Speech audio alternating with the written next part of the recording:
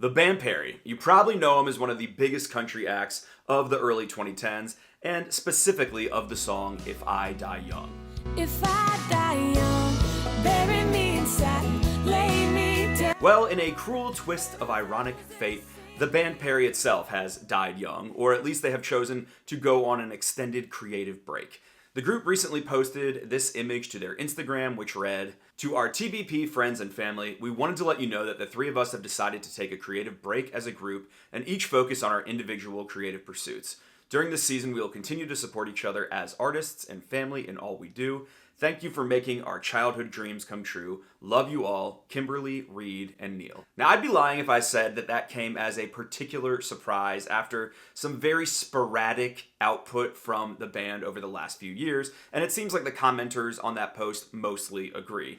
The comments generally are pretty nice, saying things like "thanks for the memories" or "thanks for the great music," and other ones are fairly blunt, basically saying like, "duh, you haven't done anything in a long time." The band Perry's journey from multi-platinum chart toppers to obscure genre-agnostic punchline is one of the more puzzling musical stories of my entire lifetime, and one that I think deserves a retread here on the channel. I remember when my heart caught the fever. The band broke onto the scene in 2009 as signees to the label Big Machine, which you've probably heard of as it is the label of people like Thomas Rhett, Florida Georgia Line, and at one time, Taylor Swift. The band's first single was an upbeat jam called "Hip to My Heart" that proved to be a minor hit. Looky, it's something. You got that something. But it was the follow-up to that song, a moody ballad called "If I Die Young," that proved to be their breakout smash, not just in country, but even crossing over into other genres as well. If I die young, bury me in satin, lay me down. If I Die Young is one of the weirder songs to ever become a big breakout hit. It's literally Kimberly Perry imagining, if she dies young, how she'd like to be buried and musing upon the things she either enjoyed or missed out on in life. The song is a weird intermingling of death and life, despair and hope. It's got a whole gothic aesthetic, as did all the visuals for it. The video almost gives me the same vibes as The Lady of Shalott, with her in a boat getting pushed out into the water. And somewhere in all the satin and roses and suspenders and hazy filmography, the band Perry just captured a vibe. In some ways, they were the predecessors even of groups like Mumford & Sons and the Lumineers when it came to their aesthetic. And I think on the follow-up singles to If I Die Young, stuff like All My Life and Postcard from Paris, this sort of modernized Southern Gothic, a little bit creepy family band aesthetic that was like a tinker leaving a carnival or something, worked for them. With prominent banjos and family harmonies, and Kimberly Perry's kind of lovely, breathy voice. I don't even mean that as a negative. She has a very unusual, if not that powerful of a tone. They kind of had a great sort of pop bluegrass country package that they came into the mainstream with. And also just a lot of hair. There was just a crazy amount of hair. Whether it was Kimberly or her brothers, just the hair abounded, and it was shocking. But the overall package is something that the public really liked. Not only did their self-titled debut album get certified platinum, but the follow-up singles, You Lie, All Your Life, and Postcard from Paris all reached the top 10 at country radio, and to put it bluntly, the band Perry was kind of a smash right out of the gate. I told you on the day we wed, I was gonna love you. The success of their first album carried into their second era, the album Pioneer, which launched in April of 2013. The era was led off by the song Better Dig 2, which maintained the crazy gothic vibes of If I Die Young, but maybe pushed them in the unhinged direction.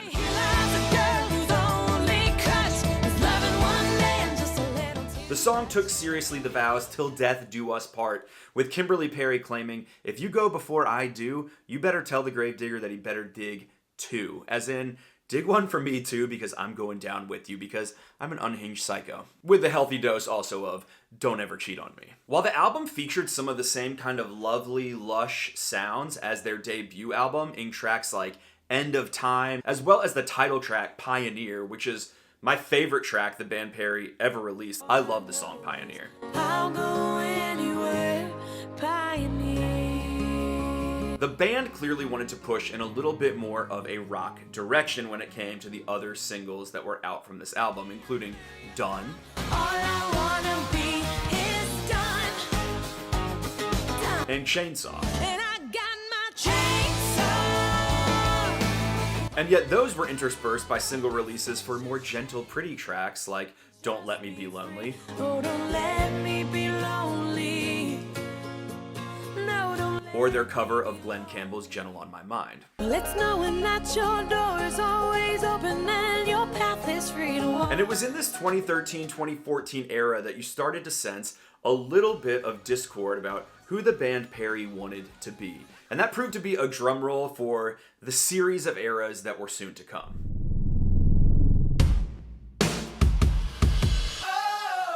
In 2015, the band Perry rebranded all in yellow. They love wiping their social media and rebranding in a new color, as you will see through the rest of this video.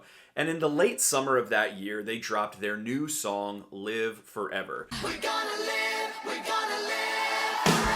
this time. Which was co-produced by Dan Huff, a popular Nashville producer, but also Red One, a pop producer maybe most known for working with Lady Gaga. The song pushed away from the kind of rustic, hearty style that had made the band Perry popular, and more into a glossy pop sound, and a supposed-to-be anthemic chorus of we're gonna live forever. The video featured neon lights, as well as some loose allusions to choreography, and in general, it was not well received by pretty much anyone. It was too minivan for the pop fans and too pop for the country fans. The head of their label, Scott Borchetta, tried to save face as fans rejected the new sound, saying this to Hits Daily Double. They're redefining their sound and understanding the live show is where they live. How do they create the right music that is going to dominate radio and continues to really turbocharge their quest for being a hard ticket headliner? He mentioned in that same interview that their third album was starting to take shape. This third album was supposed to be Heart plus Beat. We had a cover for it and everything in the band's new favorite color, yellow. It's a pretty odd cover, their faces painted, but the band was hyped about it. They started to do press for the album. I remember at one point they called themselves Pop-Tarts at Heart. We're Pop-Tarts at heart, I always say. So, and said that this has always been a side of themselves they'd wanted to explore, and they started to play songs from the album too, like In It Together, as well as the somewhat infamous Put Me in the Game, Coach, which the internet roundly rejected and thought was cringy and felt more like High School Musical than a genuine pop competitor to the likes of Kesha. In short, Live Forever and the Heart plus Beat era failed badly. Badly enough that they parted ways with Big Machine in early 2016. Later that year, the band Perry signed a new record deal with Interscope and Mercury Nashville. They wiped their social media clean and suddenly appeared all in creams and neutral tones, holding hands, which is a choice for a sibling band and kind of weird in this sort of futuristic Mad Max dystopian sort of beige vibe. Kimberly Perry had gone brunette. This was the stripped back, vulnerable next era of the band Perry, and their first single, Comeback Kid, was meant to address the outright rejection of the yellow era. 'Cause I'm a comeback kid. Don't know what bad things happen. They said, of course we want to set the record straight, but it's so much bigger than that. We wanted to write a piece of music that anybody who's walking through a challenging moment can kind of come up next to them and hold their hand as they're walking through it and go, look, you might be down for a minute, but you're going to get back on your feet because you've made something strong and great. The song on the whole is pretty defensive about the fact that people rejected their forays out of country music with Live Forever. And in fact, it kind of accuses listeners of forgetting where they came from. There's this one part of it where Kimberly Perry says, "How dare you forget how we started out?" And then she sings kind of the uh-oh of If I Die Young. How dare you forget where I started out? Essentially saying like, hey, audience, I wrote that song and you're not supposed to forget it. But despite the fact that they were doing interviews being like, look, we never said that we were pop. We love having a foot in country, love having a foot in pop. And I'm just hearing echoing in my head, we're Pop-Tarts at heart. It kind of, again, fell into this no man's land where it wasn't cool enough for pop and it wasn't country enough for country. In fact, the song's biggest sin is just that it's really boring. I don't know who pulled it off, but somehow this was made one of the songs of the Olympics down in Rio. And there's this great clip of them singing it to Olympians about being a comeback kid, and they all are just standing there looking so blank-faced and awkward in response. Uh-oh, uh-oh. The song only climbed as high as number 39 in the country world, and it didn't even really chart in the pop world. And so the band Perry went away again until it was time for their next rebrand. In February 2017, the band did another clean sweep of their social media and relaunched with the Black Leather era. Suddenly, their aesthetics seemed to be curated by Triss from Divergent, who appeared from the pages and said, "Come on, guys, you're joining Dauntless." This time, the band dropped their poppiest single yet, one called Stay in the Dark. I just wanna stay in the dark. Now, of all the band's attempts at pop, this was probably the most successful simply because it was about sex. It was literally saying, like, I just want to stay in the dark with you and just, do what we do in the dark. Although some of the imagery of the era with the balaclavas pulled over the face and the weird kind of like very non-sexy music video took away from that, as did the just sort of ridiculousness of seeing the band Perry kind of dressed up as goth kids, playing on Jimmy Fallon in all black. They never quite understood that they weren't taken that seriously as a pop band. I feel like pop is about youth and rebellion, and I think the band Perry could never quite shake off their sort of stilted, very homeschooly energy. I feel like if you go back and watch any interview clips of them, they're quite controlled. They have sort of canned responses and a certain awkwardness or guardedness or wholesomeness about them in interviews, and that's just not what pop's about. Pop is all about this sort of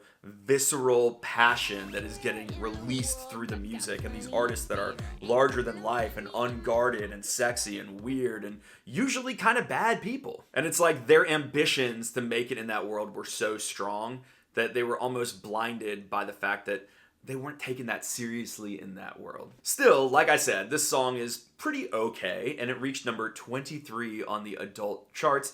Didn't blow up the world, and in fact, it didn't do well enough for their album, My Bad Imagination, which they had begun to promote. They even went on a tour for it, to ever actually get released. It wasn't long after Stay in the Dark that the band Perry left Interscope and once again kind of found themselves needing to rebrand. But now, they didn't really have label support. They certainly had kind of been forgotten and left behind by the country fans after all of these attempts to change their sound. I think a lot of their fan base felt kind of abandoned. Like, yo, why did you turn your back on this thing that we all loved? And then get defensive at us when we were like, hey, come back to us. I understand artists wanting to change, but they kind of lost the respect of a lot of their fan base in the process. And in 2018, the band once again wiped its social media and reappeared now with a series of photos that saw them with bleached hair and a kind of Coachella desert rat music scene kid aesthetic of them sitting depressed. And they prepped the release of their 5-song EDM inspired EP Coordinates, which was actually produced by Rick Rubin. Now, this was a massive departure from the pop stuff they had already done. This was actually darker, edgier, way more EDM inspired.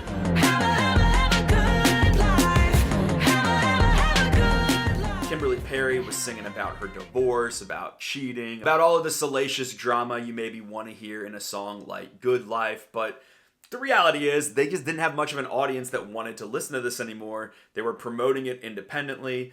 It might have found some kind of an audience, but in general, this project was sort of a non-event. And as we entered into the 2020s, the band Perry really started to be looked at kind of as like this odd punchline. People weren't sure, why did they torpedo their career like this? How did they end up from If I Die Young to making stuff like The Good Life or the Coordinates EP?